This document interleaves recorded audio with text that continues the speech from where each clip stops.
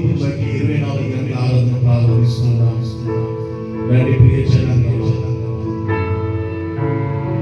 ఈ 24 గంటల ఆరాధన లైవ్ కార్యక్రమం మిరాకిల్ సెంటర్ కడలి డాక్టర్ శ్రావణ్ కుమార్ గారి యొక్క యూట్యూబ్ ఛానల్లో ఈ లైవ్ మీరు చూడగలుగుతారు. ఈ ఆరాధన అంతా దేవుడు తన కృప నుంచి నడిపించును గాక.